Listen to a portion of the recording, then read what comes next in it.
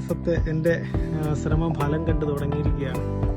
പക്ഷെ ഞാൻ പൂ വെച്ചത് ഒരു ലൈനിൽ ഓറഞ്ച്, ഒരു സൈഡിൽ മഞ്ഞയാണ് വെച്ചത്. പക്ഷെ അവസാനം പൂ വന്നപ്പോൾ രണ്ട് സൈഡിലും മഞ്ഞയായിപ്പോയി. എന്നാലും സാരമില്ല.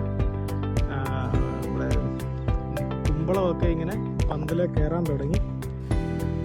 അടുത്തത് പയറ് ഒരു കൂനയിൽ 2 എണ്ണമാണ്.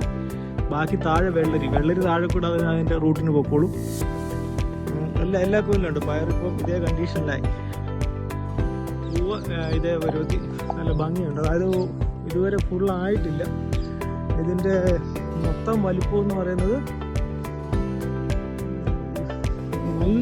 നന്നായിട്ട് കൊടുക്കുന്നത്. എനിക്കൊന്നും ഇവിടെ നല്ല സൂര്യപ്രകാശം കിട്ടുന്നതുകൊണ്ടായിരിക്കും. മകൾക്കാണേലും നല്ല കൗതുകം. അവൾക്ക് ഭയങ്കരമായിട്ട് ഇഷ്ടപ്പെട്ടു. കാരണം വൈകിട്ട് സ്കൂളിൽ നിന്ന് വന്നു കഴിയുമ്പം പുള്ളിക്കാരി എത്ര പൂ വിരിഞ്ഞു. ഇതൊക്കെ ഒരു ഇൻട്രസ്റ്റ് അല്ലേ. കുറേ ഐപാഡിൻ്റെ പുറകിൽ നിന്നും ഗെയിമിനകത്തുനിന്നും മാറി ഇതിനകത്തൂടെ ഒക്കെ നടക്കുന്നത് കാണുമ്പോൾ എനിക്കും വളരെ സന്തോഷം. ഏതായാലും ഇത് കുറച്ചുകൂടെ ഭംഗിയാവും. ഓണത്തിന് പൂ വിരിയുമോ എന്ന് എനിക്ക് ഇതുണ്ടായിരുന്നു.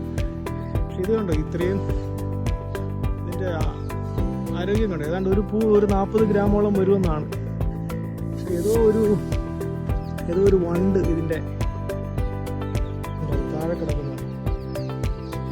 ഇനി ഇത് നല്ല സന്തോഷമാണ് എനിക്കും മക്കൾക്കും എല്ലാം. വേണ്ട, ഇത് കണ്ടു, ഈ ഒരു പൂവിൻ്റെ വലിപ്പം കണ്ടു. ഇനി അതിനകത്തുനിന്ന് ഇനിയും വിരിയാൻ കിടക്കും.